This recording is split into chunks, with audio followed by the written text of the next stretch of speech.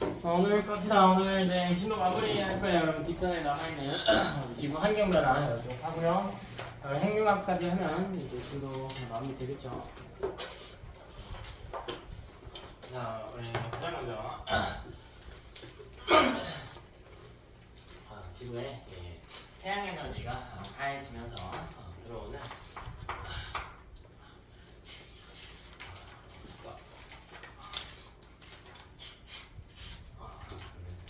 온실효과 먼저 좀 따질게요. 온실효과 말고 에너지 평형 먼저 따질게요.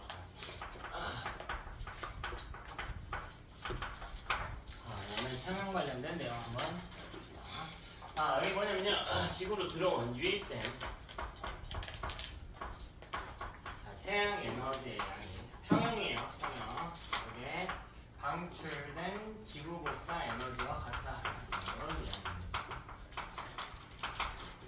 결국 이 에너지라고 하는 건 에너지가 남게 되면 열 에너지 온도가 증가하게 되고요. 이 에너지가 줄어들게 되면 온도가 줄어들게 되거든요. 따라서 지구 전체적인 평균 기온이 긴 시간을 봤을 때 한 1000년의 역사를 봤을 때 뭐 몇십 도씩 차이 나거나 하진 않는단 말이야.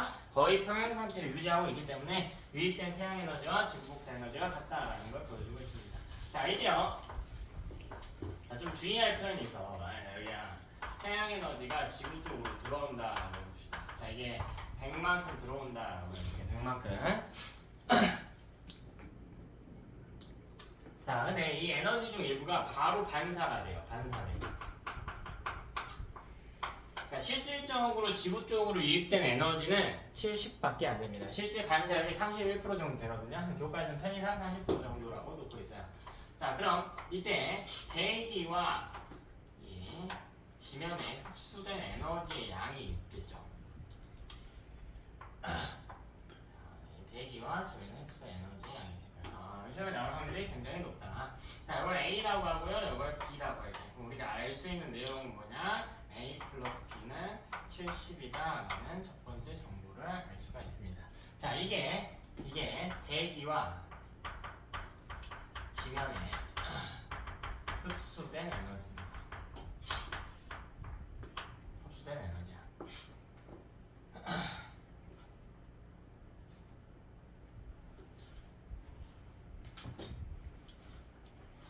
자, 이 흡수된 에너지 양을 지금 여러분이 관측하게 되면 약 70 정도란 말이야. 이게 한 47 정도가 되고요. 실제 수치는 숫자 외우는 거 아니에요. 여기 한 23 정도 돼요. 네, 어쨌든 지구에 실질적으로 흡수된 에너지가 70이라고. 그럼 나가는 에너지도 70일 것이다 라는 걸 보여주는 게 에너지 평형입니다. 이게 에너지 평형입니다.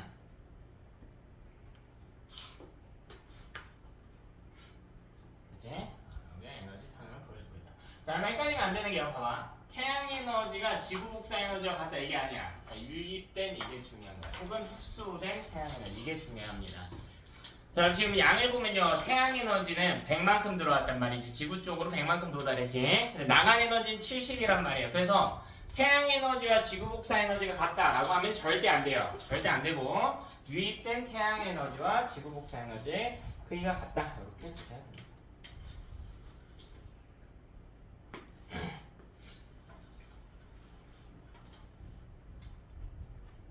그죠? 자, 내용 조금만 더 확장해 볼게요. 내용 확장하지 말고 우리 시간 관계상 시간 많이 없으니까 우리 바로 문제를 볼게. 기출픽 어디 갔어? 기출픽 한번 꺼내볼까요? 바로 뒷페이지 하나 넘어가 볼게.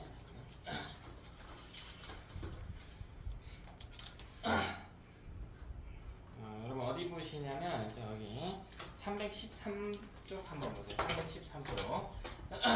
자, 실제로 이렇게 깔끔하게 이동하진 않고 313번, 89페이지에 313번 문항 한번 살펴볼게. 지금 태양 에너지가 이 문제 기준으로 100만큼 떨어졌고요. 23만큼 대기에 흡수했고 지표에 47만큼 흡수됐다라고 했단 말이야. 자, 여기서 잘 봐야 되는 게 4랑 26짜리 이렇게 나가고 있는 거 있지. 자, 이건 반사니까 무시하시면 돼요. 이건 반사니까 무시하는 거야. 그치? 자, 그리고 오른쪽에 수치들이 조금 더 나와 있어. 대기에서 흡수된 양, 지표에서 방출된 양, 뭐 나와 있는데, 지표에서 방출된 여기 B가 있대. B가 있대. 일단 내용 좀 바꿔볼게. B가 있대요. B. 그리고 이 중에 일부가 대기로 흡수될 때 여기는 대문자 A로 표시하게 돼. 그리고 나머지 12만큼은요 우주 공간으로 방출되게 돼. 이렇게 방출되겠대. 그리고 대기에서 방출된 양이 각각 D와 C로 지표에 흡수되기도 하고요 나가기도 하는데. 자 이런 그림이지. 실제로는 이렇게 조금 더 복잡한 형태예요. 나간 에너지의 총량이 70이긴 해야 돼요. 그치? 자 그러면 여기서 뭐도 따져야 되냐면 이때 중요한 게 이 권역별 평형 유지들.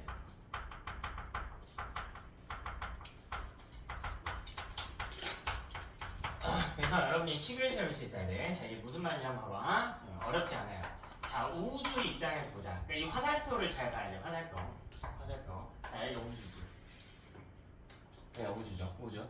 자 우주 입장에서 얻은 에너지와 잃은 에너지가 같아야 된다고. 그러면 이 화살표 보고요. 우주 기준에서 잃은 에너지를 한번 찾아볼까요? 얼마만큼 잃었을까 우주는? 70만큼 잃었죠. 70만큼. 여기 23 플러스 47만큼. 그래서 이거 반사는 무시하라고 했어요. 반사는 왔다가 바로 튕겨져 나간 거니까 사실 그 자리에 있는 거랑 똑같은 거니까 무시하면 돼요. 무시하면 되고. 자 우주 기준으로는 요만큼 흡수했단 말이야. 근데 우주 방출했다고. 요만큼 또 흡수되기도 해야 돼. 그래서 우주에 흡수된 에너지량이 얼마냐면 12하고 C예요. 12 플러스 C입니다.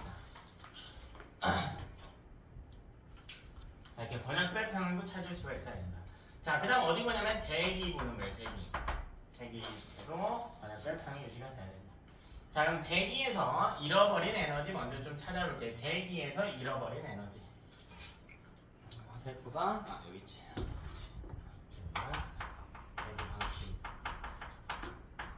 자, 대기에서 잃어버린 에너지 화살표 보시면 돼요. 먼저 D가 있네. D만큼 잃었네요. 자, 그리고 C 쪽으로 또 날아가네. 그치? 대기에서 방출된 형태의 에너지. 이거는 화살표가 이렇게 돼 있어. 이렇게 돼 있죠.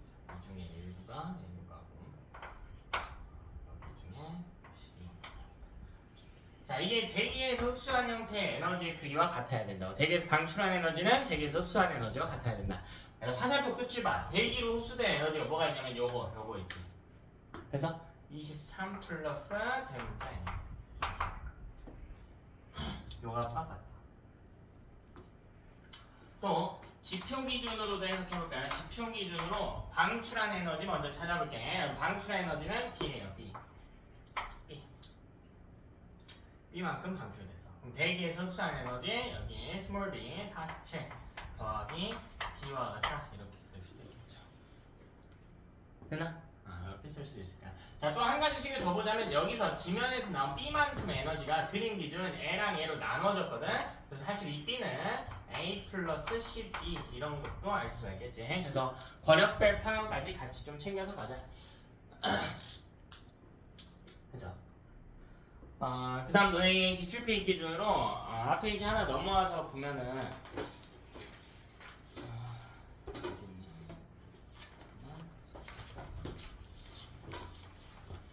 확인할 기점이 94쪽 봐봐. 위에 위도별 에너지 불균형 요거 너네 프린트 X 표시되어 있던데 맞아?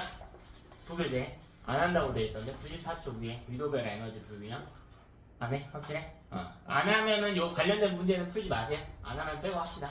됐지?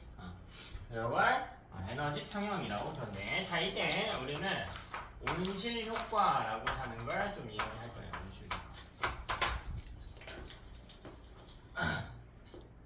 자, 온실 효과는 뭐냐? 이 온실 기체 때문에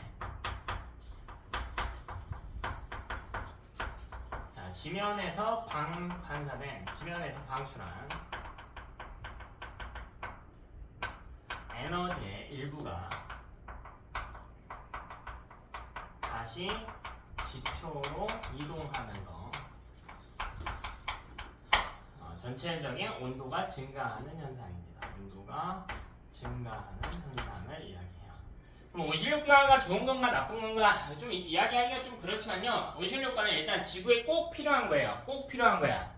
온실효과가 일어나지 않는다면 지구의 평균 기온이 30도, 40도 떨어질 겁니다.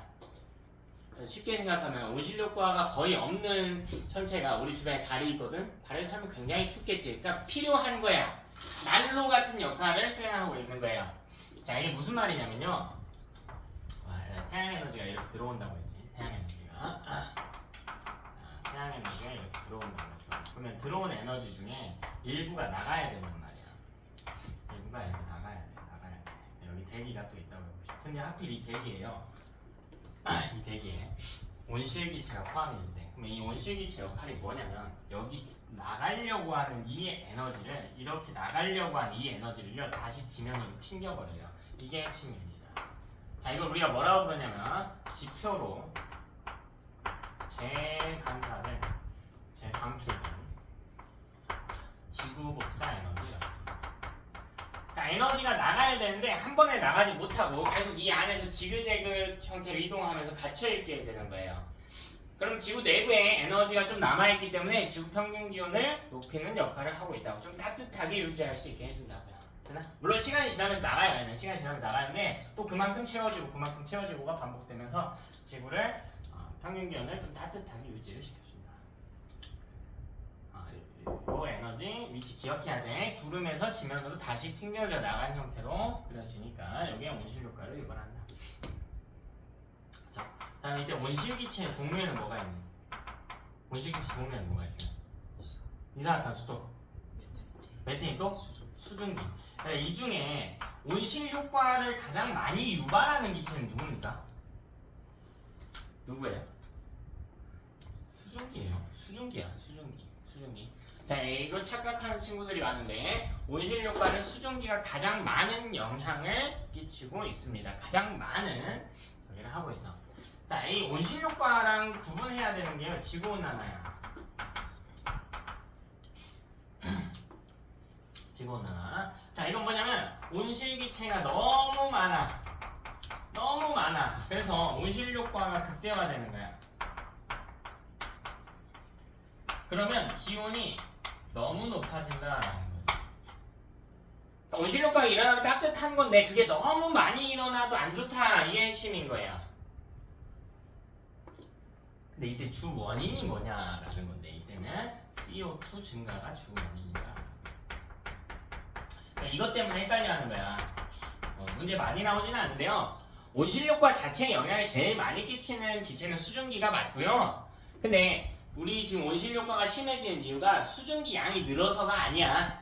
이산화탄소 양이 늘어서예요. 산업혁명 이후에 이산화탄소 양이 늘어서 그렇다. 이제 이때 우리 지구 온난화의 영향을 잠깐 살펴볼게요.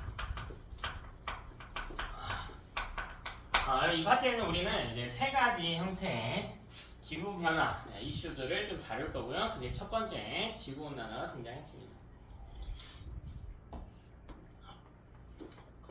자, 간단하게 몇 가지 볼까요? 첫 번째, 해수가요, 열팽창. 해수의 열팽창이거든. 우리 이거 좀 잘못 생각하고 있는 친구들이 여전히 많던데. 지구온난화 일어나면 빙하의 면적이 어떻게 돼? 줄겠지. 그럼 해수면 높이가 어떻게 돼요? 높아지겠지. 근데 그건 얼마 안 돼, 사실. 그거 얼마 안 되고 물 자체의 온도도 어떻게 돼? 높아지죠. 그럼 부피가 어떻게 되는 거야? 커지는 영향이 더 커요. 이걸 해수의 열팽창이라고 그래. 물론 빙하가 녹아서 높아지는 것도 있지만 해수의 열팽창도 꼭 알고 계셔야 됩니다. 자, 두 번째 연결해서 같이 갑시다. 자, 빙하의 면적이 줄어듭니다. 자, 빙하의 면적이 줄어들어. 슬프죠. 슬퍼요. 근데 이게 슬프고 끝이 아니고 빙하의 역할을 생각해 보는 거예요. 빙하 보면은 반짝반짝하단 말이야. 눈부시죠? 시절 볼일 거의 없겠지만, 자, 만약 본다고 하면 굉장히 눈부실 거예요. 자, 이게 무슨 말이냐면 빙하는 빛이 반사한다는 뜻이야. 그럼 면적이 줄어든다는 거는 빛 반사율이 줄어든다는 걸 이야기합니다. 빛 반사율이 줄어든다. 이해되니? 그럼 지면에 도달했을 때 반사가 일어나면 지면의 온도가 올라가 안 올라가? 안 올라가겠지. 근데 반사가 안 일어나면 지면에 머물면서 온도를 어떻게 해요? 다시 높이겠지요. 그래서 지면의 온도가 증가합니다. 그러니까 지구온난화 일어나면 안 그래도 더운데 더 더워진다고요. 빙하의 면적이 줄어들면서 더 더워진다고. 자, 같은 이슈에 대해서 한번 더 다뤄봅시다. 세 번째, 자, 계속 해수와 빙하 관련된 이야기 좀 할게요. 기온이 증가하면 우리 기체가 한번 액체에 녹여봅시다. 기체는 따뜻한 물에 잘 녹니? 찬물에 잘 녹니? 찬물에 잘 녹죠. 온도가 낮을수록 잘 녹아요. 근데 지구온난화가 일어나면 온도가 높아진 거니까 기체가 잘 못 녹겠지. 기체가 녹는 정도를 용해도라고 불렀죠. 그 중에서 CO2, 뭐 CO2 다른 기체도 마찬가지지만 A 위주로 볼게. CO2의 용해도가 줄어들어요. 자, 이게 무슨 말이냐면 이산화탄소가 물에 녹는 정도가 줄어든다는 거야. 그럼 물에 못 녹겠지. 그럼 물에 녹아있던 애들조차 외부로 방출이 된단 말이야. 그래서 CO2가 방출돼요. 다시 CO2가 방출됩니다. 근데 CO2 무슨 기체죠? 온실기체. 그럼 다시 지구온난화 일어나겠지? 그치? 그럼 이렇게 되면 다시 기온이 상승하는 일이 일어나죠. 악순환이죠, 악순환. 악순환. 이 지구온난화가 위험한 이유예요. 지구온난화가 위험한 이유입니다. 그치? 자, 네 번째, 우리나라 기준으로 봅시다. 자, 우리나라는 자, 지금 여러분 우리나라의 기후는 온대기후구예요. 온대기후구. 좀 따뜻한 편이에요. 물론 사기가 뚜렷하지만 전체적으로 온대기후입니다. 좀 더운 건 뭐라고 부릅니까? 열대라고 부르죠. 열대. 그래서 온대와 열대 사이는 뭐라고 불러요? 좀 덜 더운 거. 열대랑 비슷한 좀 덜 더운 거. 아열대라고 불러. 우리나라에 점차 아열대 기후구가 등장하기 시작해요. 이 아열대 기후구가요, 북상하는 현상이 있습니다. 지금 아열대 기후구라고 하면은 경상남도나 제주도 정도거든요. 하단 쪽만 좀 더운 편인데 이게 점차 올라와요. 이거를 작물로도 볼 수가 있죠. 작물로도. 우리 사과의 재배지가 점차 북상하고 있단 말이야. 그지? 이런 것들을 볼 수가 있다. 자, 다섯 번째. 자, 우리나라 기준으로요. 우리나라는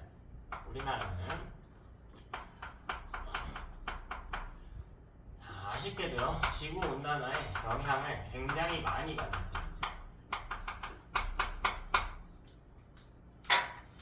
이게 이제 반도의 특성과 우리나라 위치한 위도, 그리고 바람과 관련이 좀 있는 요소들인데, 다른 나라들에 비해서 지구온난화 영향을 굉장히 많이 받아요. 엄청 많이 받아. 이제 기후 쪽에 연구가 많이 된 나라 영국인데, 영국이 0.9도를 동안 우리나라 2도씩 올랐거든요. 평균 기온이. 그러니까 엄청나게 영향을 많이 받는 국가입니다. 그치?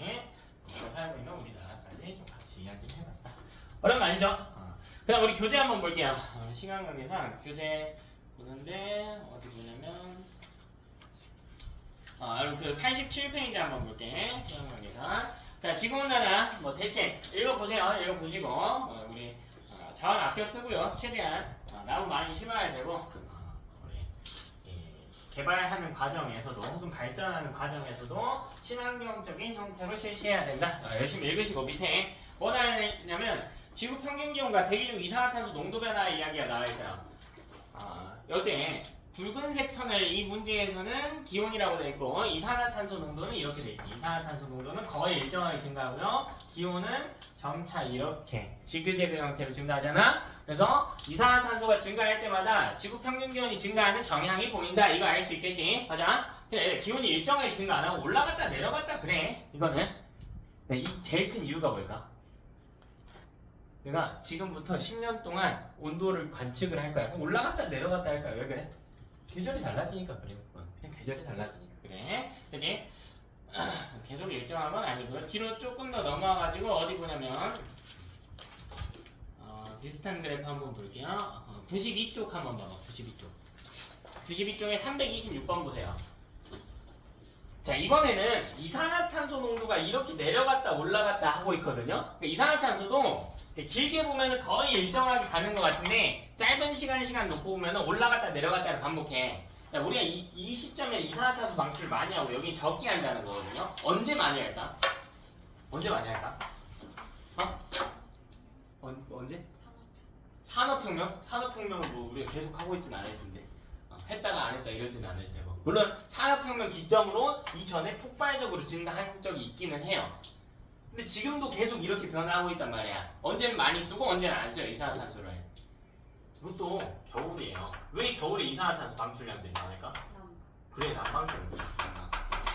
난방 때문에 그래요. 그치? 그래서 전체적으로 증가하는 경향이 있으나 계절별로 조금씩 사용량의 차이가 있을 수는 있겠다. 요거를 좀 잘 모르는 친구들이 많아서 간단하게 이야기했고요.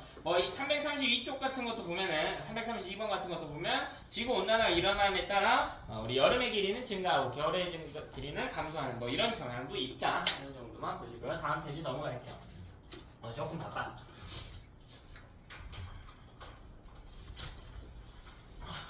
다음 페이지 넘어와가지고 그 위도벨 에너지 평형 이야기 나와 있는데 요거는 12교재에서 안 한다고 했으니까 넘어갈게요. 안 하고 문제도 관련된 문제는 안 푸셔도 돼요. 학교에서 안 한다고 했으니까.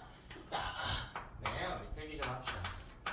자, 다음 이 기상 이슈에 대해 다룰 것은 우리 첫 번째로 지구온난화 다뤘지. 자, 두 번째로 다룰 것은 엘니뇨와 라니냐야. 라니냐도 학교에서 안 한다고 했거든. 근데 같이 할게. 왜냐면 라니냐를 같이 해야 엘니뇨 이해가 좀 더 쉬워요. 라니냐 그렇게 양이 많은 것도 아니고 하니까. 자, 근데 그걸 이해하기 위해선 코리올리 효과라고 하는 것에 대한 이해가 우선적으로 필요합니다. 자, 코리올리 효과는 전향력이라고 부르는 힘이에요. 전향력이라고 부르는 힘의 일종입니다. 자, 이게 뭔가 하고 한번 봅시다. 약간의 물리적인 내용이 들어가는데 여기 적도 부분에 사람을 한명 세워볼게요. 자, 그럼 여기 고위도 지역에도요 사람 한 명 세워놓을게요. 뭐 남반구에 세워도 상관없는데요. 우리나라가 북반구에 있으니까 오늘 계속 북반구 기준으로 좀 이야기할게. 네? 자, 이 코리온 효과를 이해하기 위해서는 상대 속도라고 하는 개념에 좀 대해서 이해를 해야 되는데, 준영아, 지금 내가 움직이고 있니? 제 몸이 움직이고 있나요? 안 움직여요. 그치? 나 지금 안 움직이고 있어요, 여러분. 그치? 움직이는 것 정도 빼고는 제 몸은 안 움직이고 있어요. 그치? 안 움직이고 있어. 근데 이렇게 해볼까요? 준영이가요? 내가 가만히 있을게. 24시간 동안 내가 관측할 거야. 좀 무섭다. 계속 볼게요. 나 근데 괴롭지만 가만히 제자리에 있을게. 그럼 저 움직여요? 안 움직여요? 안 움직여요. 그치? 근데 이렇게 해볼게. 자, 지구에 있는 나를 저기 우주선에 타고 있는 어떤 사람이 관측한다고 해볼게요. 나는 오늘 하루 종일 침대에 누워서 안 움직일 거야. 꽤 괜찮은 하루인 것 같아. 안 움직일게. 가만히 있을게요. 가만히. 자, 우주선에 탄 사람이 망원경을 두고 24시간 동안 저를 관측했다라고 해봅시다. 자, 그 사람이 볼 때 나는 움직일까 안 움직일까? 움직여요. 왜 움직입니까? 지구가 자전하니까. 자, 이게 상대 속도의 개념이에요. 이게 상대 속도의 개념이야. 조금만 잘 하는 것 같으니까 다들 조금만 상황을 좀 벌려볼게요. 여기 있던 사람과 여기 있던 사람은 둘 다 멈춰 있다고 할게요. 그러니까 발을 움직이지 않을게. 자, 그럼 여기 A라고 하고 얘를 B라고 할게. 자, 그럼 A가 볼 때 B는 안 움직이죠. B가 볼 때도 A는 안 움직여요. 자, 우리 안 움직인다고 하는 건 속도가 얼마예요? 0이라는 뜻이에요. 속도라고 하는 것은 우리가 어떻게 따지지? 시간분의 이동, 거리 이렇게 따지는 거지. 근데 봐봐, 시간은 둘 같은 시간을 공유하는 거니까 봐봐, 둘 사이의 간격을 보는 거야. 이렇게 이 간격을 보는 거야. 근데 이 둘이 가만히 있으면 이 간격이 변해 안 변해? 안 변해요. 안 변해. 그럼 이렇게 해볼게. 자, B가 앞으로 튕겨져 나갈 거야. 얘가 막 뛰기 시작해서. 그럼 A 입장에서는 B가 움직이는 게 보여 안 보여? 보여요. 되니? 보여. 자, 어떻게 보이냐면 둘 사이의 거리는 가까웠는데요. A 기준으로 멀어졌거든. 그러니까 상대 속도라고 하는 건 뭐냐면 애가 움직이는 기준을요. 애가 서 있는 지면이 아니라 관측하는 사람이 기준이 되는 거예요. 나로부터의 거리가 변화하면 이동 거리가 발생했다라고 취급하는 거예요. 그럼 움직였죠. 근데 봐봐. A가 1B가 1m/s로 뛸 거야. 이번에 뭐 할 거냐면 A도 1m/s로 뛸 거거든. 그럼 A의 위치랑 B의 위치가 계속 같은 Y축상선에 있지 않을까요? 이 사이의 거리가 1m였다고 해볼게. 그럼 애가 같이 움직이더라도 이 둘 사이의 거리는 몇 m죠? 1m지. 여긴 몇 m야? 1m란 말이야. 그럼 A 입장에서 B가 자기로부터 위치가 변화했나요? 변화하지 않았지. 그럼 A는 뭐라고 인지하냐면 B가 움직이지 않았다라고 인지해. 이게 상대성 이론의 기본이 되는 상대 속도의 개념이야. 어려운 개념이 아니야. 관측자로부터 위치가 변화하지 않으면 움직이지 않았다라고 생각을 하는 겁니다. 이거 조금 어려운 표현으로 하면 이거예요. 정지 상태와 등속 운동 상태를 구분할 수 없어요. 여러분이 약간 우리 일상생활에 느끼긴 좀 어려워요. 왜냐면 나랑 같은 속도로 뛰고 있다라고 해도 내 움직임과 진동이 느껴지고요. 주변 나무가 보이거든요. 그러니까 이런 환경이 아예 없는 완전 땡룸이라고 해볼게.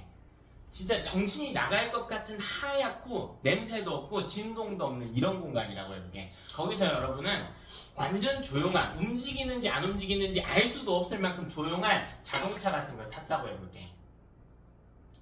진동이나 소음 이런 게 아무것도 없어. 자동차의 움직임을 감지할 수 있던 어떤 주변 환경의 나무나 이런 것도 없어요. 내가 그 자동차에 타 있어 볼게. 내가 움직이는 거 알까 모를까? 모르죠. 자동차가 움직이는 거 알아요 몰라요? 모른다니까. 뭘 알 수 있는 방법이 없어. 그 정지 상태와 등속 운동 상태는 구분할 수 없거든요.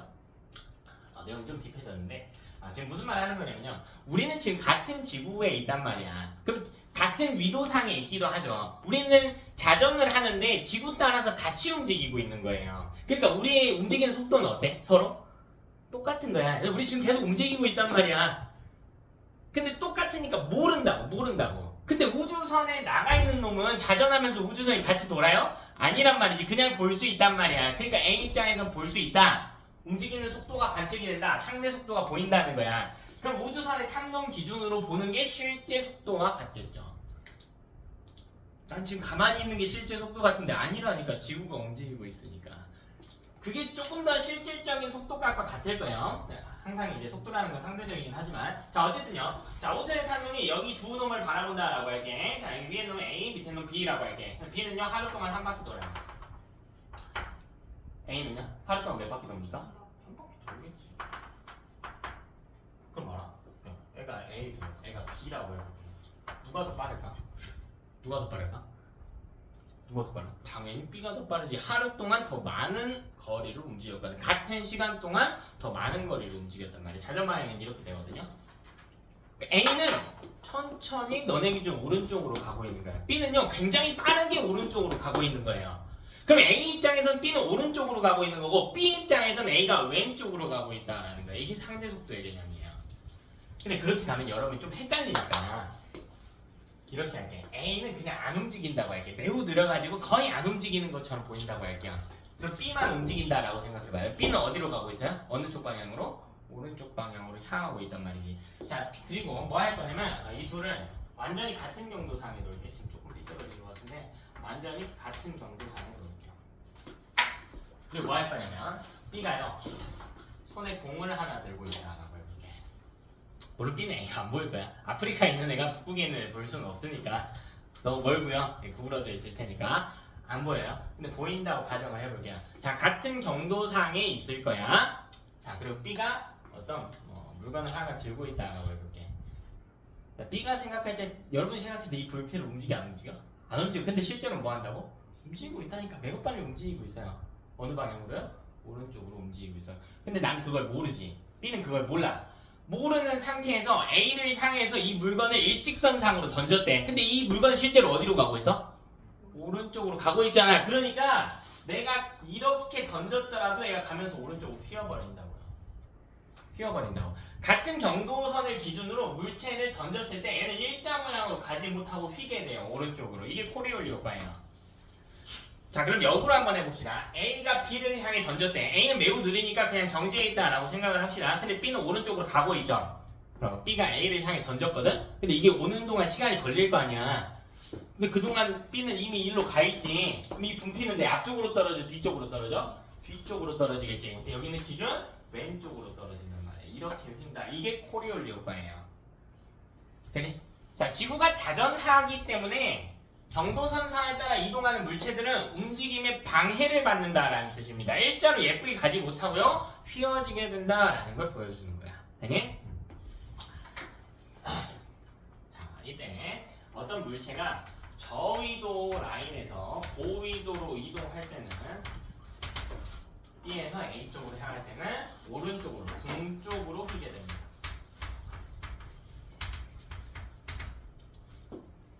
자, 고위도에서 저위도로 이동하면 서쪽으로 휘게 됩니다.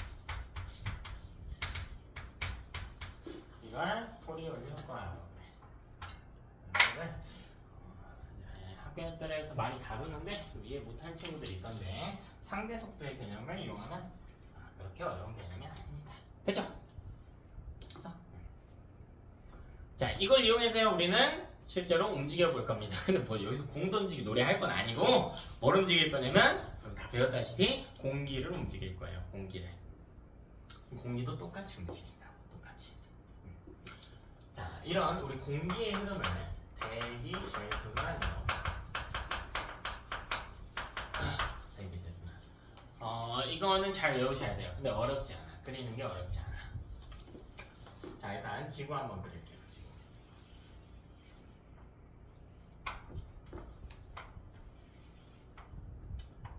자, 여기 위도선상 그릴게.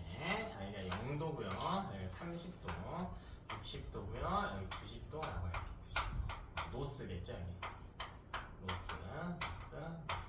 자, 물론 아래쪽으로도 있을 거예요. 사우스 30도, 사우스 60도, 여기는 사우스 90도. 이렇게 남반구 위도선도 있을 겁니다. 근데 우리는 북반구 기준으로만 이야기할게. 왜 북반구로 해? 왜? 이유가 뭐예요? 우리나라 북반구니까. 남반구 니들 알아서 하라고. 그 사람들 알아서 하라고. 알아서 하면 안 되겠죠? 남반구도 이따가 하긴 할 건데 북반구 얘기를 합시다.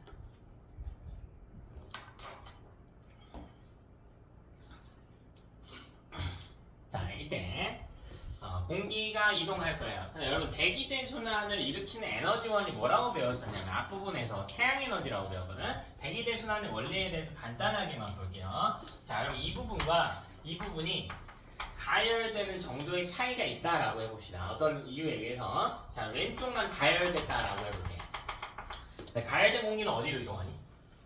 위로 갔어. 그럼 이 아래쪽 공기가 비지. 위로 갔을 거 아니야.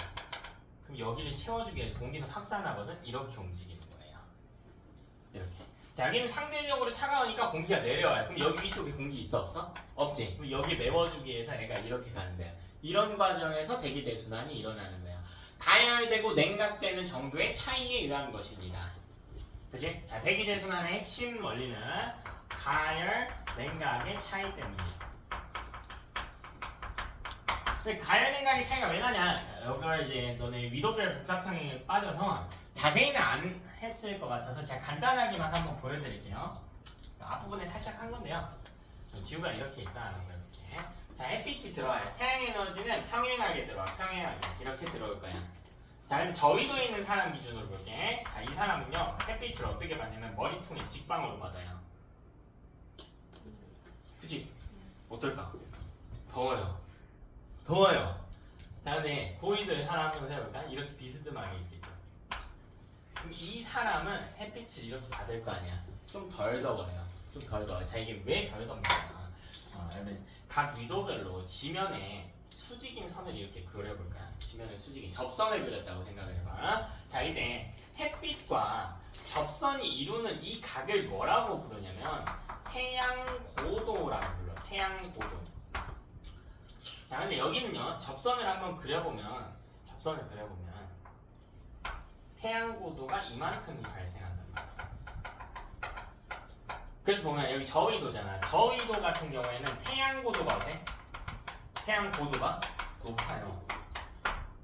이 태양고도 해발고도랑 아무 상관없어요. 지면과 햇빛이 이루는 각도를 태양고도라고 그래. 근데 태양고도가 높으면 높을수록 에너지의 밀집률이 크거든요. 간단하게 비유를 해볼까요? 그럼 내가 핸드폰 후레쉬를 켜고요. 수직으로 불 다 꺼놓고 이 칠판에다 후레쉬를 내리 꽂았다고 해볼게. 그럼 매우 작은 점이 매우 밝게 빛나겠지. 많은 양의 빛이 한 점에 도달해. 근데 이걸 기울이면 기울일수록 빛이 어떻게 돼요? 퍼지겠지. 그러니까 집중이 될까 안 될까? 안 되죠. 고도가 높을수록 에너지 집중률이 높단 말이에요. 그래서 저위도 쪽이 더 더운 거야. 그래서 이거는 위도별 안 한다고 했으니까 간단하게 이런 게 있구나 정도만 체크할게요. 자, 그럼 우리 어디 보냐면 0도 볼게요. 자, 0도. 여기 공기가 있다라고 할게. 공기가 이렇게 있어요. 근데 0도는 태양고도가 매우 높다. 매우 높아. 여러분 정확히 90도는 아니에요. 왜 정확히 90도는 아닐까? 지구가 기울어져 있으니까 자전축이. 23.5도만큼 기울어져 있거든. 자전축의 기울기가. 근데 이거는 뭐 굳이 따지지 말고 저희도는 높은 편이에요. 기울어져 있다는 거. 그럼 여기는 온도가 높으니까 공기가 어디로 갑니까? 공기가 어디로 가요? 위로 이렇게 올라가겠지. 그러면 저 위도는 위쪽에 공기가 많은 거예요. 아래쪽은 공기가 적은 상태예요. 이해되니? 자, 그리고 뭐 할 거냐면 90도 볼게. 근데 90도는 온도가 어때요? 매우 낮은 상태지. 그럼 공기가 어디로 가려고 그래? 아래로 가려고. 그러니까 얘는 위에 있던 공기가 아래로 오니까 아래에는 많고. 그러니까 이 아래라고 하는 표현은 위도의 표현이 아니고요. 지면 쪽에 공기가 많다라는 거야. 상공에는 공기량이 적은 형태예요. 되니? 자, 근데 여러분 이 확산이라고 하는 놈은요 수평 방향으로만 일어나거든. 그게 무슨 말이냐면 봐봐. 여기 공기가 적고요. 여기가 많다라고 해볼게. 그럼 여기 있던 애가 일로 가는 이딴 개념이 아니란 말이야. 확산은 수평적으로 움직이는 거란 말이야. 공기의 수평적 흐름을 우리가 바람이라고 부르거든. 여기 공기가 적으면 일로 갈 수는 있어. 이게 확산의 원리야. 그러니까 지면은 지면끼리 놓고 지면 사이에서 공기가 이동해야 되는 거고 상공은 상공끼리 이동을 해야 돼. 그럼 우리는 저위도와 고위도의 지면만 놓고 볼게. 지면만. 자, 지면 기준으로 공기가 어디 더 많아요? 몇 도에 더 많니? 90도에 더 많지. 그럼 90도에 있던 공기가 몇 도로 올라오고 그래? 0도로 쭉 따라서 올라 그래요. 같은 경도선 따라서 쭉 올려오고 그래. 쭉 와요. 같은 경도선 따라서 일자로 쭉 오는 거예요. 이거 같은 경도선이에요. 같은 경도선. 지금 보면 여기 같은 경도선, 같은 경도선, 같은 경도선, 같은 경도 여기도 같은 경도선 이렇게 내려온다는 거야. 근데 이거 일자로 이렇게 갈까 못 갈까? 못 가죠. 왜요? 무슨 효과? 코리올 효과 때문에 방해받지. 일자로 가려고 하는데 자꾸 누가 옆에서 막 방해한단 말이야. 그러니까 가려고 하는 속도가 느려진단 말이야. 방해하는 힘을 준단 말이야. 그래서 전향력이야. 전환한다고 방향에. 예쁘게 못 가게 하려고 한다고. 그럼 애는 속도가 느려지겠지. 근데 느려지는 와중에 지금 저위도 쪽으로 오고 있으니까 온도가 어떻게 돼? 조금씩 따뜻해지지. 그럼 공기가 어디로 가버릴까? 위로 가버린단 말이지. 이렇게 솟는다고. 그래서 끝까지 못 가고 중간에 가다가 느려졌다가 따뜻해지니까 솟아버렸다고. 그럼 여기 공기량이 다시 많아지겠지. 솟았으니까. 그럼 다시 이렇게 퍼진다고. 이 이야기하고 있는 거야.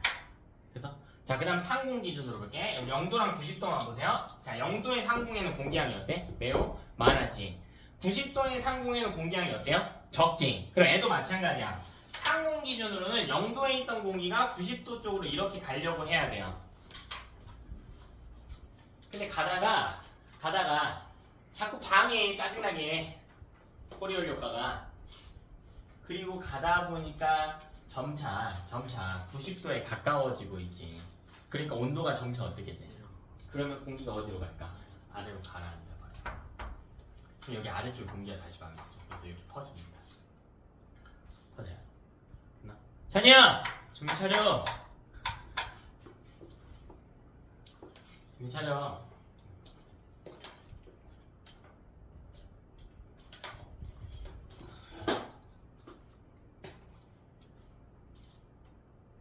어깨를 펴. 이렇게 있으니까 잠 오지. 그래서 나도 자겠다. 서서도 잘 자겠다. 그 자세면. 됐니? 자, 그 다음 요 중간 볼게. 얘들아. 60도에서 공기 어떻게 된다고? 상승한다고요. 자, 30도에서 공기 어떻게 된다고요? 하강한다고요. 그럼 이 두 개를 화살표로 이어주면 중간에 순환도 일어납니다. 네.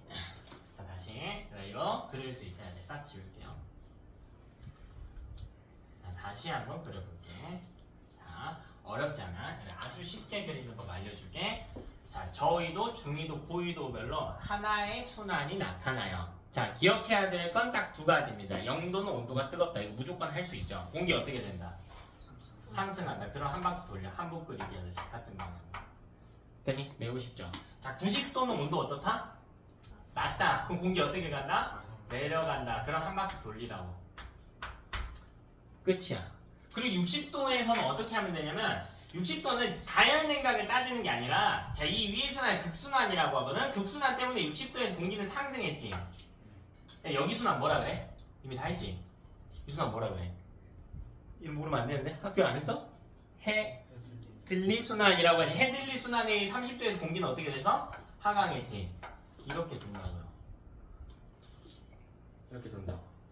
그래서 저위도 순환을 헤들리 순환이라고 부른대요. 저위도에서 공기의 순환을 헤들리 순환이라고 부른대. 얘는 뭐라고 불러? 페렐 순환이라고 부른대. 자, 이건 뭐라고 불러요? 극순환이라고 부른대. 극순환이라고. 다 외우셔야 됩니다. 다 외우셔야 돼요. 어려운 거 아니야. 저위도 순환, 헤들리 순환, 중위도 순환, 페렐 순환, 고위도 순환, 극순환. 되니? 자, 근데 이 중에 좀 이상한 놈이 있어. 누가 이상하냐면 페렐 순환 되게 이상해요. 왜 이상하다고 하는지 좀 생각을 해보자고. 페렐 순환 30도와 60도 사이에서 일어나는 거거든? 둘 중에 어디가 더 온도가 높죠? 30도가 높지. 그럼 30도의 공기가 상승하고 60도의 공기는 어떻게 됐어야 돼? 하강했어야 되지. 근데 실제 봐봐요. 30도의 공기가 어떻게 되고 있니? 하강하고 있죠. 60도 공기는요? 상승. 이건 그럼 온도의 영향을 받는 게 아니라는 거야. 이 둘은 사실 온도 차이가 그렇게 크게 나는 구간이 아니에요. 이건 그냥 왜 일어나는 거냐면 헤들리 순환하고 극순환의 흐름 때문에 같이 낑겨서 일어나는 것 뿐이야. 그래서 애만 무슨 순환이라고 해서?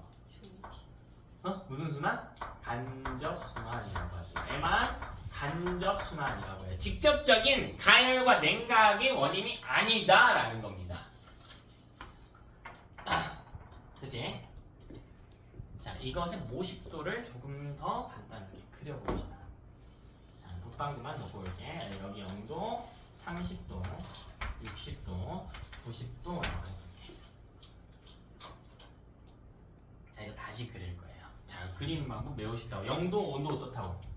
높다고. 공기 상승한다고요. 그럼 한 바퀴 돌리라고, 한 바퀴. 근데 살짝 내려오면서 돌리긴 할 거야. 왜? 0도가 너무 뜨거워서 공기가 더 많이 위로 가 있어. 크게 신경 안 써도 돼. 되냐?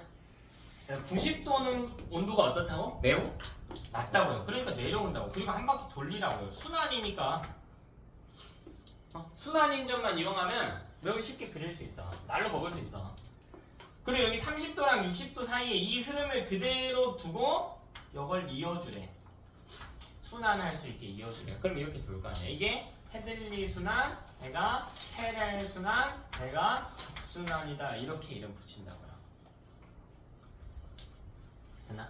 자, 이게 약간만 심하니까. 봐봐. 이 짓거리를 하는 이유가 자전 때문에 그래. 자전이 없다면 어떻게 되는지 볼래? 자전이 없다면 어떻게 되는지 볼래? 봐봐. 여기 0도, 30도, 30도, 60도, 90도예요. 지구도 한번 대충 그려볼게. 이거 어떻게 되는지 지구는 좀 이따가 그릴게요. 봐봐. 0도의 공기가 상승해요. 90도의 공기는 어떻게 돼? 하강해. 뭐 자전 하든 안 하든 간에 0도가 뜨거우니까. 그리고요, 상공에서 하나의 흐름이 나와. 이게 끝이야. 중간에 있는 페렐 순환이 일어날 리가 없어요. 이게 뭐 상공에 있는 공기 기준으로 봤을 때 0도에서 90도로 가다가 방해받았기 때문에 떨어진 거거든요. 코리올 효과가. 자전이 없다는 건 코리올 효과가 없다는 거예요. 그러니까 중간에 낀 순환이 안 나타나요. 지구 기준으로도 볼래? 지구 기준으로도 볼래? 봐봐. 상승했지. 하강했지. 이렇게 끝. 풍렬이는 거 보면 자전 없다면 이렇게 돈다고요. 그러니까 북반구에 이런 걸 순환세포라고 하는데 순환세포가 하나밖에 발생하지 않아요. 자전이 있을 때는 3개가 발생했는데 자전이 없다면 하나밖에 발생하지 않아요. 이해됩니까? 자, 그리고 우리는 뭐 할 거냐면 순환을 하나씩 좀 뜯어볼 겁니다. 자, 헤들리 순환 볼까요? 네, 우리 헤들리 순환을 구성하는 공기의 흐름을 보면 크게 4가지 방향으로 움직이고 있어요. 화살표 4개죠. 자, 이 4개의 화살표 중에 제일 중요한 놈이 누구냐면 요 놈이에요. 요 놈이 제일 중요합니다. 왜 저게 제일 중요할까? 사실 뭐 다 나름 중요한데요. 이게 그래도 제일 중요해. 요게 제일 중요해. 왜 이게 제일 중요할까? 페렐 순환에서도 이 4개의 흐름 중에 제일 중요한 건 요거예요. 얘도 요겁니다. 지금 셋의 공통점이 뭐냐면 지면을 지나고 있어요. 지면을 지나는 흐름이 제일 중요하다. 왜? 사람이 지면에 사니까. 사람 기준이란 말이야. 이 흐름을 보는 거예요. 이 흐름을. 봐봐. 지면 기준으로 했다. 공기는 위도선 보세요. 30도에서 0도로 내려오려고 그래. 그랬더니 지면에 흐르는 공기의 기준. 그러니까 상공에 흐르는 공기의 기준으로 볼래? 0에서 30도로 간단 말이야. 그래서 이렇게 간다고. 남쪽에서 북쪽으로 향하는 거야. 얘는 북반구 기준이니까 북쪽에서 남쪽으로 향하는 겁니다. 근데 봐라. 내가 오늘 밖에 나갔어. 내가 기상에 굉장히 민감한 사람이라고 해볼게요.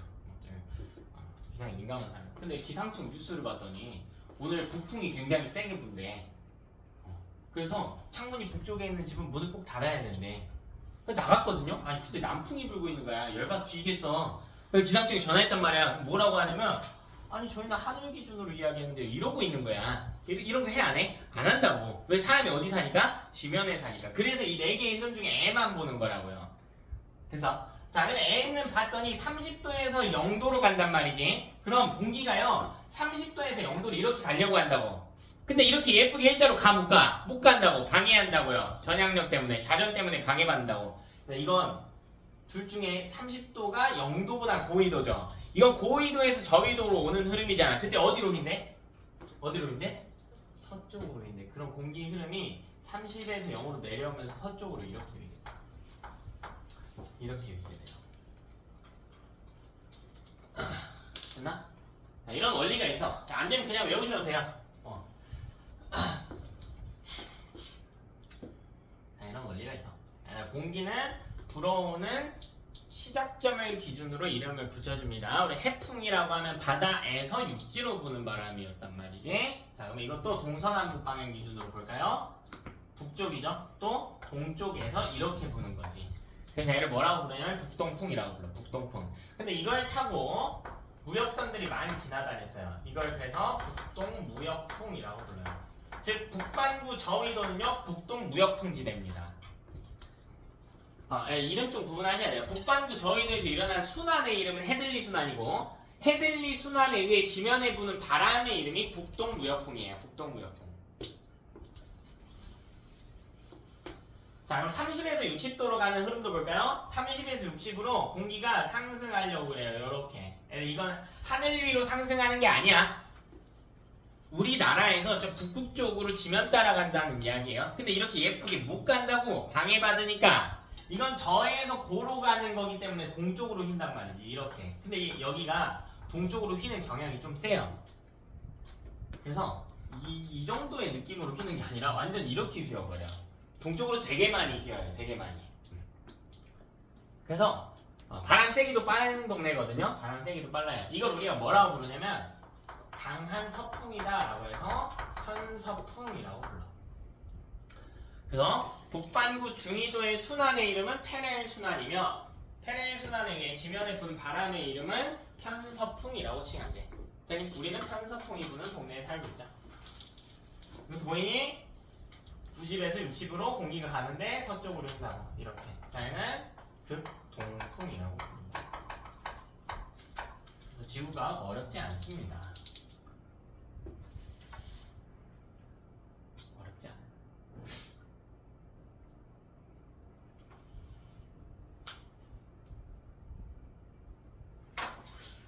자, 그러면 북반구가 끝났다. 오늘 환경 이슈들 이야기하는데 갑자기 대기대 순환 이야기가 왜 하냐. 이 대기대 순환을 알아야 뒤에서 설명할 엘니뇨에 대한 이해가 가능하기 때문에 하는 거예요. 사전 설명을 하는 겁니다. 자, 그 다음 남반구도 볼게요. 남반구. 자, 남반구 똑같이 갈 겁니다. 자, 어렵지 않아요. 자, 여러분 일단 안 그려도 돼요. 봐봐. 0도에서 공기 상승하지? 이거 뭐 남반구, 북반구 중간에 낀 게 있는 0도 상승은 뜨거우니까 한 바퀴 돌려. 한 바퀴 돌려. 끝. 자, 90도에 보잖아요. 공기가 하강이에요. 이게 하강이죠. 지면 쪽으로 오는 게 하강이야. 그리고 한 바퀴 돌려 60도까지. 끝. 자, 그리고 중간에 새로운 색깔로 여기 순환 그려주고요. 이렇게 이어주면 돼. 헤들리 순환, 페렐 순환, 극순환 똑같이. 됐나? 자, 여기서 지면에 부는 바람이 중요해요. 요거. 요 세 개가 중요해. 보면은 얘는 이렇게 빈단 말이지. 30에서 0으로 가니까 고위도에서 저위도로 가는 겁니다. 30에서 0으로 가는 건. 서쪽으로 휩니다. 이것도 무역풍이거든? 근데 이거 북동무역풍은 아니고 이건 남동무역풍이라고 합니다. 남동 쪽에서 들어오니까 남동무역풍이라고. 둘 다 무역풍이긴 합니다. 좀 이따 그려야 돼. 여기 봐봐. 여기 봐봐. 이따 훨씬 쉽게 그리게 해줄게. 이따 그려야 돼. 봐봐. 자, 얘는 30에서 60도로 간대. 그럼 이거는 저위도에서 고위도로 가는 거란 말이야. 그러니까 동쪽으로 이렇게 빈대요. 이것도 그냥 편서풍이라고 부르는데. 편서풍지대. 자, 마지막. 여기 보면은 90에서 60도로 가거든. 고위도에 저위도로 가요. 이렇게 가요. 얘도 이름 극동풍입니다. 이렇게 그려져요. 그리는 거 어려운 거 아니에요. 원리적으로 따지면 별거 아니야. 근데 내가 왜 쉽게 그릴 수 있다고 하냐면 우리나라 이 지구는요 이 적도를 기준으로 대칭이거든요. 그래서 이게 대칭관계예요. 이거 데칼코마니에서 반 접어서 뒤로 붙였다고 생각하면 돼. 그럼 똑같이 생겼어요. 그럼 똑같이 생겨요. 이거 반 접어가지고 붙였다고 생각해. 순환도 똑같아요. 반 접어서 붙이면 예를 들어 30도에서 내려오는 거 똑같지. 페레일 순환은 상공에서 흐르는 공기의 흐름 60에서 30도로 이렇게 가고 있죠. 60에서 30도로 가고 있다. 똑같다고.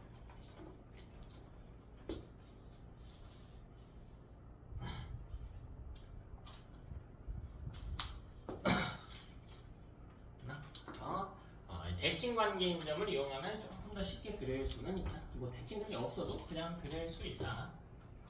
별거 아니다. 그러지 마라. 되니? 자, 다시 요 그림으로 넘어갈게요. 자전이 없다면 어떻게 되는가? 남반구도 자전이 없다면 중간에 페레일 순환이 사라지는 거예요. 그렇게 0도에서 상승, 90도에서 하강. 그럼 상공에서는 0도의 상공에서 90도 상공으로, 지면에서는 90도에서 0도로 이렇게 간단 말이지. 자, 여기서 이거 나오면 애들 다 틀린다? 이 둘의 흐름에 주목해봐. 지면의 흐름은 뭐야? 자, 북반구 볼게. 몇 도에서 몇 도로 가니? 90도에서 0도로 가지. 이렇게 가지. 근데 이렇게 예쁘게 와보다. 오지 얘는. 왜요? 자전이 없으니까. 그러니까 이때 북반구는 그냥 무슨 풍이에요? 전부 다 무슨 풍이야? 전부 다 북풍이지 그냥. 애처럼 이렇게 왔다 갔다 하지 않는단 말이야. 순환세포가 하나밖에 없으니까. 그냥 심플하게 북풍 끝이에요. 북동, 북서 이딴 것도 아니야. 휘지도 않아요. 남반구 볼래? 90도에서 0도로 이렇게 가죠. 90도에서 0도로 이렇게 가지. 휘어 아니요? 아닌다고. 왜? 코리올료가 있어 없어? 없지. 그럼 이거 무슨 풍이에요? 그냥 남풍 끝. 자전이 있을 때는 위도별로 3개로 나눠서 해야 된단 말이야. 왜? 순환도 3개였거든. 근데 자전이 없으면 순환이 하나니까 바람도 하나예요. 휘지도 않아요. 그냥 다음 애들 다 틀려요. 어렵지 않아. 상황을 생각하면 그게 어렵다. 그치? 그래서 우리 대기에 대해서만 이야기를 해봤다. 추워. 자, 그럼 이 대기대순환을 가지고요. 요거 자체로도 시험에 나와. 네, 요걸 가지고 조금 더 응용해가지고 기상 이슈 중 하나인 엘니뇨, 라니냐로 들어갑니다. 자, 엘니뇨, 라니냐 어디서 일어나는지 정도는 알아야 돼. 자, 우리나라가 여기 이렇게 있고요. 여기 일본 있고. 항상 일본 그래서 좀 야박한 거 같네. 일본 있고. 여기 쭉 넘어가면요. 중국 있고 러시아 있고 넘어가 봅시다. 자, 여기 아메리카 대륙 이렇게 있겠죠. 이렇게 들어가 있겠지. 자, 이때 적도선의 위치를 대충 알면 되는 북아메리카와 남아메리카 사이에 여기 적도선이 있어요. 자, 우리가 이야기할 장소가 어디냐면 여기야. 네, 여기 영도선이거든. 영도선이에요. 여기야. 그리고 우리나라에서 그대로 밑으로 좀 내려오면 살짝 왼쪽으로 가면 동남아 국가들이 있지. 그치? 자, 이 중에 누가 있냐면 인도네시아 있어요. 인도네시아. 여기 인도네시아. 그리고 여기는 페루 있어요. 페루. 이 중간에 바다가 뭐예요? 태평양. 그래서 여기를 서태평양이라고 부를 거고 여기를 동태평양이라고 부를 거야. 근데 여기는 서태평양, 동태평양인 것도 중요하지만 위도선을 보면요. 좀 너무 많이 내려오긴 했네. 자, 대충 여기가 30도거든. 그러니까 얘는 어쨌든 위도선을 보면 어디 영역에 있어요? 저위도에 있지. 자, 이 해역에서 일어나는 기상 이슈 중에 엘니뇨가 있어. 그래서 이 해역이 어디인지를 알아야 돼. 자, 이 해역을 우리가 어디라고 부르냐면 남적도 해역이라고 불러요. 남적도 해역의 이런 걸 아셔야 된다. 자, 그래서 왼쪽에 태평양 기준 왼쪽이에요. 태평양 기준 왼쪽이야.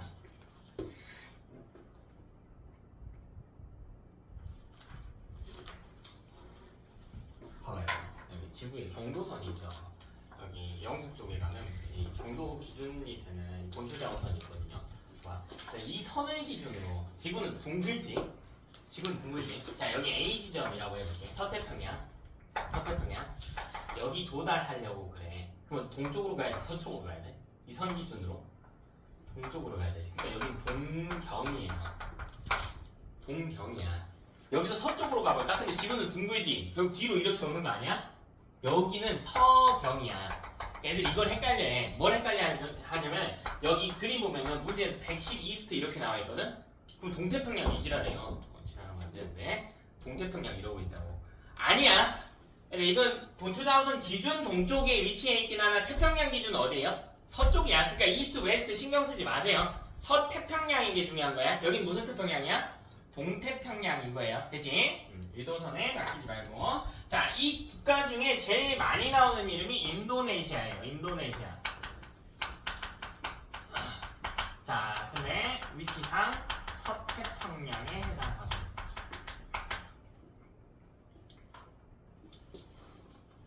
여기 첫 번째 경우라고 해줬어야 되는데. 평상시에 어떤 일이 일어나는지. 첫 번째, 평상시에. 자, 그리고 중간에 태평양 쭉 열려있고요. 이쪽에 페루가 주로 나옵니다. 페루. 자, 여기는 동태평양이야. 동태평양. 되니? 근데 이걸 대기대순환과 이어서 봐야 된다고. 자, 우리 뭐 할 거냐면 엘니뇨 학교에서 좀 다뤘지. 바닷물 수온이 변화하는 거죠. 바다 이야기 좀 해야 될 거예요. 근데 바다 이야기의 핵심이 되는 게 해류거든요. 바람을 따라서 물이 이동하게 돼. 바람의 흐름을 봐야 돼요. 그냥 저위도란 말이야. 저위도. 다른 거 다 필요 없고요. 남쪽도고 북쪽도고 자시로 간에 저위도야. 저위도는 무슨 바람이 부니? 저위도는 무슨 바람이 불어요? 둘 다 무슨 바람이 불어? 무역풍이 불지. 물론 둘이 다르지. 근데 둘 다 결국 무슨 풍이야? 동풍이죠. 동풍이 분다고. 이것만 기억하면 돼. 그래서 동풍이 부는 지역에서 일어나는 일이야. 그럼 바람이 지금 동풍이 이렇게 분단 말이지. 동태평양에서 서태평양 쪽으로 불 아니야. 동풍이니까 동쪽으로 가는 게 동풍이 아니다. 동에서 서로 가는 게 동풍이에요. 그럼 이대로 순환하니까요. 공기가 이렇게 이동할 거 아니야. 여기 구름이 있단 말이야. 공기가 상승해서 구름을 만들죠. 상공에. 구름이 있으면 뭐 내려요? 비가 내리겠지. 어디에? 서태평양에 내리고 있다. 이게 평상시의 상황이에요. 그리고 바닷물도 가만히 있는 게 아니라 바람 따라 이동한단 말이지. 동쪽에 있던 바닷물이 서쪽으로. 우리 바닷물 한번 생각해 볼게요. 동쪽 서쪽 따지 말고 바닷물 생각해 볼게. 그럼 가장 위층에 있는 물을 뭐라고 불러요? 연직으로 따졌을 때? 혼합층. 온도가 어때요? 가장 따뜻한 구역이죠. 저 밑에 있는 거는 심해층. 온도가 어때? 매우 낮지. 자, 근데 바람이 물을 끌고 동쪽에서 서쪽으로 가져간다고. 심해층의 물을 가져갈까? 혼합층의 물을 가져갈까? 당연히 혼합층 물을 가져가기. 심해층까지 바람 도달 못하니까요. 근데 혼합층의 물은 수온이 어떻다고? 따뜻하다고. 그러니까 수위가 어떻게 되냐면 여기가 더 높아. 실제로 여기가 더 높아요. 수위가.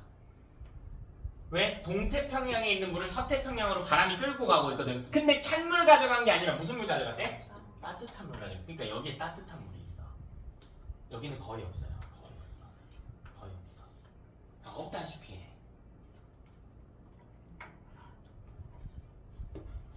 자, 없다시피 합니다. 따뜻한 물.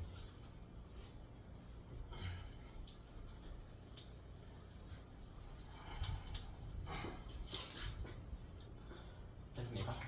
자, 그럼 이때 이 두 지역에서 차이점을 좀 볼 거예요. 자, 근데 비교 대상이 중요하지. 서로를 비교 대상군으로 합니다. 동쪽은요. 서쪽 기준으로 볼게. 여기는 동쪽보다 수온이 어떨까? 동쪽보다 수온이 높아요. 다시 얘들아. 따뜻한 물의 두께가 어떨까? 동쪽보다 물의 두께가 두껍게. 서쪽에 있던 따뜻한 물 막 끌고 왔거든요. 더 깊게까지도 있어요. 더 깊게까지도. 위로만 솟은 게 아니라 밑으로도 더 깊게까지 위치해 있어. 이거 좀 많이 끌고 가잖아. 혹시 학교에서 수온약층의 깊이 이런 거 했니? 그런 거 안 했어요? 안 했던 거 같아? 안 하긴 했으니까. 아무튼 프린트에 못 봤으니까 있으면 하고. 따뜻한 물에 두께가 두꺼워. 그치? 다시 얘들아. 동쪽보다 기압이 어떨까? 기압은 지면의 공기의 양입니다. 지면의 공기의 양이 어때요? 여기. 지면의 공기 다 어디로 갔어? 위로 갔지. 그러니까 동쪽보다는 기압이 낮죠. 자, 그 이유가 뭐냐면 기압이 낮은 이유가 공기가 위로 갔기 때문이야. 공기가 위로 가는 거 뭐라 불러요? 상승 기류가 있기 때문이다 라고 하죠. 상승 기류, 공기가 위로 간다. 왜? 무역풍에 의해서 서쪽에서 공기의 상승이 일어나고 있거든요.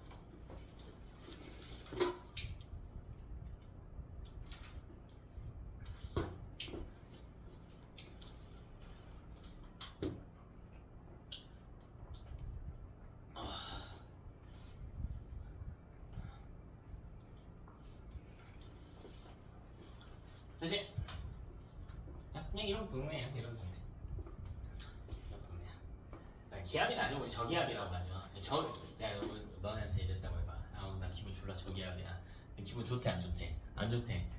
우울하네. 날씨로 따지면 우중충하네. 그러니까 우리 저기압이라고 하면 보통 비 오는 날이잖아. 왜 저기압이면 상승기류가 발달했던 날이거든. 상승기류가 발달해 공기가 올라와서 구름을 만들어서 비 내린다라는 거지. 나 지금 기분 좋아. 저기압 아니에요. 됐지?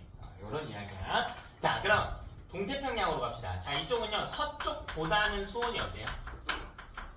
낮겠지. 됐나? 서쪽보다 따뜻한 해수의 집게가 어때? 적겠지. 같은 말이죠. 수온이 물론 이제 두께는 이제 온도와 완전 같은 개념은 아니지만 어쨌든은 따뜻한 물이 서쪽으로 거의 다 갔기 때문에. 자, 서쪽보다 기압은 어떨까?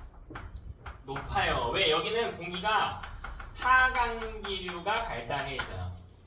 그러니까 여기는 비가 오는 동네고 강수가 오는 동네고 여기는 건조한 동네예요.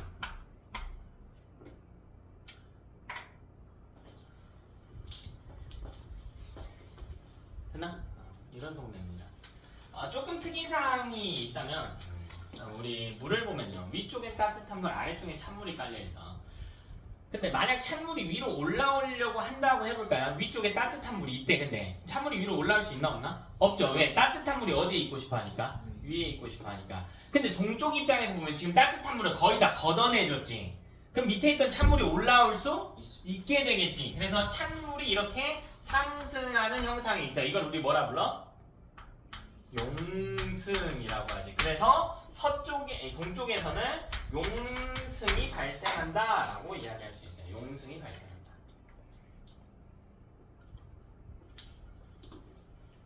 됐니? 자, 그러면 두 지역은 누가 좋고 나쁘고 있다는 문제가 아니고 그냥 생활 환경이 좀 다른 거예요. 그러니까 서태평양은 물이 따뜻해. 그리고요, 비도 많이 와요. 그러니까 습하고 더워. 별로 사이비 좋지는 않겠다. 그지? 그런 동네야. 그러니까 날 더우니까요. 또 물이 많아요. 그래서 물 위에다가 집 짓고 수상가옥 형태로 살아가는 사람들이었고, 뭐 그렇다고 해서 그게 굉장히 살기 불편함 이런 게 아니야. 나름대로 적응을 잘 한 상태였고, 동태평양 사람들은 수온이 낮아요. 물이 차가워. 그 찬물에 사는 물고기들이 있거든요. 한류성 어종. 걔네들 잡고 사는 거야. 그리고 비가 잘 안 와. 그러니까 편의점에 우산 안 팔아요. 그렇다고 해서 누가 좋고 나쁘고의 문제가 아니라 그냥 환경이 다른 거였어. 또 용승이 일어나요. 용승이 일어나면은 바닷속 깊이 있던 이 심해층의 물들이 올라오면서 밑에 깔려있는 이 양분들이 있어요. 영양염류라고 하는 이 물고기들 먹이라고 생각하면 돼. 플랑크톤 먹이 정도 되는 애들이 쭉 올라. 그러니까 어장이 풍족해져요. 우리 아까 한류성 어종들 잡고 산다고 했지. 대표적으로 홍어 이런 애들 있거든요. 그거 양식을 되게 많이 해요. 그러고 사는 동네인 거지. 그냥 이러고 사는 동네인 거야. 자, 근데 이때 흐름이 바뀌었어. 무역풍의 흐름이 바뀝니다. 왜 바뀌었냐? 아무도 몰라. 아무도 몰라요. 아직까지 정확히 밝혀지지 않았어. 자, 그걸 우리가 뭐라 그러냐면 엘니뇨라고 하죠. 엘니뇨. 라틴어죠? 라틴어 할 줄 알아? 나도. 엘니뇨가 무슨 뜻이야? 엘니뇨는 어린 아기 예수라는 뜻을 가져요. 12월에 어린 아기 예수 혹은 어린 여자 아이라는 뜻을 가져요. 자꾸 막 어린, 애기, 여자 이런 표현을 쓰는 게 뭐냐면 약해졌다라는 걸 표현하는 거야. 뭐가 약해졌어? 무역풍이 약해진 거지. 그래서 엘니뇨는 무역풍이 약해진 거야. 왜 약해진지는 몰라요. 다만 지구온난화가 일어나면서 엘니뇨가 발생하는 시기가 이 주기가요 갈수록 짧아지고는 있어요. 그러니까 뭔가 지구온난화랑 연관이 있는 것 같은데 정확히 밝혀진 바는 없어요 아직은. 아니? 이때 어떻게 되는지 한번 보자고. 자, 이쪽에 서태평양, 자, 이쪽에 동태평양. 원래는 무역풍이 쌩쌩 불었는데 이제 거의 못와. 서쪽에 있던 공기가 다시 역행합니다. 이쪽으로 밀려가고 있던 공기들이 뒤로 안 밀어주니까 다시 뒤로 빠꾸해요. 반대편 흐름이 발생해가지고 역풍이 불기 시작해요. 이렇게. 그래서 두 공기가 만나요. 만나는 위치 잘 봐야 돼. 중간보다 훨씬 오른쪽이에요. 동태평양에 매우 가깝습니다. 무역풍이 너무 약해. 둘이 힘겨루기 한다고 생각해봐. 무역풍이 너무 약해서 여기까지 밀려있어요. 그럼 둘이 여기서 부딪히겠지. 그럼 공기가 어디로 가? 위로 가죠. 위로 가요. 위로. 이쪽에선 위로 가. 그리고 서쪽까지 이렇게 순환하게 됩니다. 이쪽도 순환이 있긴 한데요. 매우 작은 흐름이에요. 매우 작은 흐름. 이렇게 봐. 그럼 이때 바닷물 한번 볼까? 바닷물 원래 서쪽으로 쏠려 있었지. 근데 이게 뒤로 빠꾸 한다고요. 그러니까 서쪽과 동쪽의 수위가 원래는 서쪽이 훅 높았는데 비슷해져요. 여기 쏠려있던 물이 다 뒤로 빠꾸 하니까 이렇게 된다고. 이렇게 비슷해진다고. 자, 그러면 따뜻한 물이요 전체적으로 거의 일정하게 퍼지게 돼. 거의 일정하게 퍼지게 돼. 거의 똑같아요. 거의 일정하게 퍼지게 돼. 자, 그럼 봐봐. 서쪽이 따뜻할까 동쪽이 따뜻할까 그림 봐봐. 구별할 수 있겠니? 못하지. 못하죠. 왜? 따뜻한 물의 두께가 거의 어때? 비슷하죠. 수온도 거의 비교 못해요. 여기서 애들이 다 착각을 한단 말이야. 자, 애들 봐봐. 평상시의 그림에서는 비교하는 거예요. 뭐랑 뭘 비교하냐면 서쪽과 동쪽을 비교하는 거야. 구분 기준이 아예 달라져. 근데 여기는 서쪽과 동쪽을 비교하는 게 의미가 있어 없어? 없지. 그래서 뭘 할 거냐면 서태평양을 엘니뇨 발생 시 서태평양을 애랑 비교하는 게 아니야. 애는 집어치워. 평상시의 서태평양과 비교하는 거예요. 되니? 동쪽과 비교하는 게 아니야. 평상시보다 어떻게 됐냐라는 거야. 엘니뇨가 발생하지 않았던 시절보다는 어떻게 됐냐. 이건 할 수 있다고. 그림 보면. 그럼 봐. 서쪽은 평소보다 수온이 어떻게 되는가. 낮아지겠지. 같은 말이 뭐야? 따뜻한 물의 두께는 줄었다고. 그치? 여기 온수층의 두께가 줄었다. 같은 표현이죠. 자, 기준은 이거라고 해요. 평소보다. 이게 기준이에요. 평소보다. 동쪽보다 아니야. 다시 평소보다 기압이 어떻게 될까? 그러니까 평상시의 서태평양보다 높아집니다. 무슨 기류? 하강기류가 발달합니다. 그러니까 여기가 건조해지죠.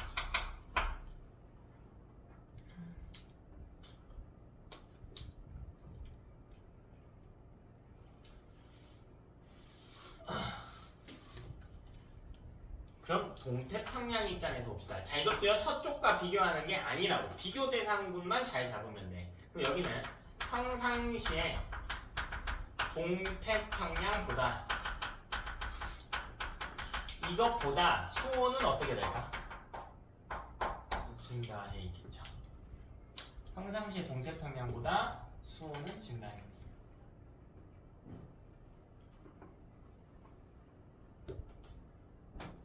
이제 온수층의 두께는 증가합니다. 자, 평소보다 기압은 어떻게 되니? 낮아지죠. 물론 일부 하강 기류가 있긴 하지만 메인스트림이 상승 기류거든요. 상승 기류가 더 메인이죠. 네, 상승 기류가 옵니다. 여기는 좀 강수가 오겠다. 강수가 발생할 겁니다. 그리고 이슈가 하나 더 있어요. 여기 밑에 있던 용승이 될까 안 될까? 안 되죠. 용승이 일어납니다.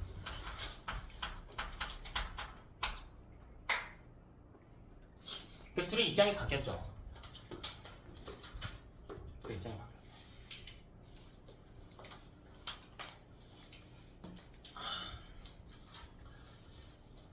그러니까 서쪽은 원래 비가 왔는데 엘니뇨 발생 때 무역풍이 약해지면서 서쪽에 있던 공기가 지면의 공기가 동쪽으로 가면서 구름이 동쪽에 만들어져요. 그래서 서태평양 입장에서 비가 안 옵니다. 근데 이게 문제인 거야. 이게 문제인 거예요. 왜 문제인 거냐? 여기는 원래 비가 많이 오는 동네였지. 그러니까 생활 시스템이 그런 거에 맞춰져 있었다고. 비 오는 거에 수상 가옥 짓고요, 뭐 배수 시스템 굉장히 잘 해놓고 이런 시스템이었다고. 동쪽도요 보면요, 평소보다 그냥 따뜻해지고요, 날씨는 맑은 거야. 그럼 동쪽 사람들 기분이 좋을 것 같거든? 아니라는 거야. 왜? 원래 살던 생활 패턴과 안 맞으니까요. 이 사람들 한류성 어종들 어업했지. 근데 물 온도 어떻게 돼버렸어? 따뜻해져 버렸죠. 다 죽어요. 그치, 다 죽지. 용승태 안 돼? 안 돼. 먹이 공급 안 돼. 영양물 공급이 안 돼. 그럼 이 물고기 집단 폐사해요. 양식장 주인이라고 생각해봐. 얼마나 마음 아파. 어? 돈 매덕 들여갖고 그런 거 했을 텐데, 문제는 그 물고기들이 죽어나가는데 처리할 방법이 없어. 그래서 이 어장에 물고기 사체들이 막 쌓여요. 물고기 떼들이 막 떼죽음 돼 있는 거야. 누가 치워? 못 치워요. 그럼 무슨 일을 하냐면 바닷물이 썩어요. 일부 썩어. 그럼 엘니뇨가 매년 있는 건 아니니까 엘니뇨가 없는 다음 해가 왔더라도 똑같이 못해요. 양식 사업 못한단 말이야. 복구까지 3년 이상 걸린단 말이야. 그 굉장히 큰 피해지. 여기 동네에서 우산도 안 팔았단 말이지. 배수 시스템 안 돼 있게 하수구 잘 안 돼 있다고요. 그러니까 막 넘치게 일수고 이런 일이 일어난다고. 그래서 우리가 지금은 자연 재해로 분류하고 있습니다. 엘니뇨. 단순히 비가 좀 많이 오냐, 물이 따뜻해지냐 이 이슈가 아니에요. 엘니뇨는 굉장히 큰 이슈입니다. 그치? 자, 세 번째로 라니냐도 한번 봅시다. 자, 라니냐는 어렵지 않아요. 엘니뇨와 반대의 사건이야. 얘는 무역풍이 세진 겁니다. 무역풍이 세진 거예요. 그럼 이쪽에 서태평양이 있고 이쪽에 동태평양이 있다라고 해봅시다. 이게 너무 세졌어요. 평상시보다 세졌어요. 평상시보다. 무역풍이요. 그리고 여기 상승 기류가 서태평양 엄청 심해져. 여기도 하강 기류 심하고요. 구름이 어마무시하게 많이 만들어집니다.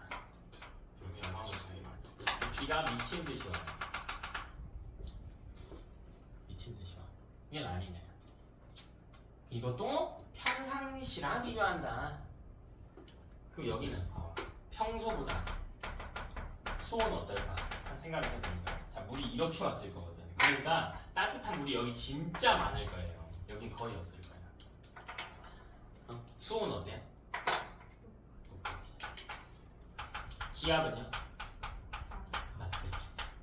여기는 그 기압이 낮으니까 여기는 폭우가 와. 폭우. 여기는 동쪽은 평소보다 수온이 더 낮아져. 기압이요 너무 높아져요. 그래서 여기는 극심한 가뭄이 찾아옵니다. 근데 따뜻한 물이 없으니까 용승은 굉장히 잘 일어날 거야. 이 용승은 강화될 거예요. 근데 지금 이게 문제가 아니라니까? 이게 문제가 아니야. 물이 너무 차졌어.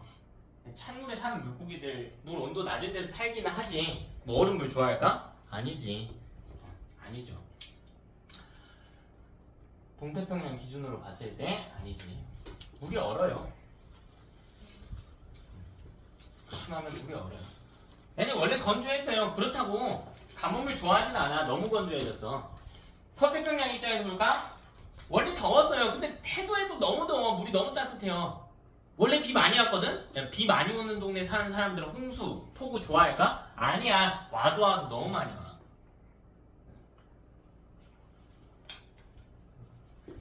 그래서 이 서태평양 이 동남아 쪽 국가들 보면요,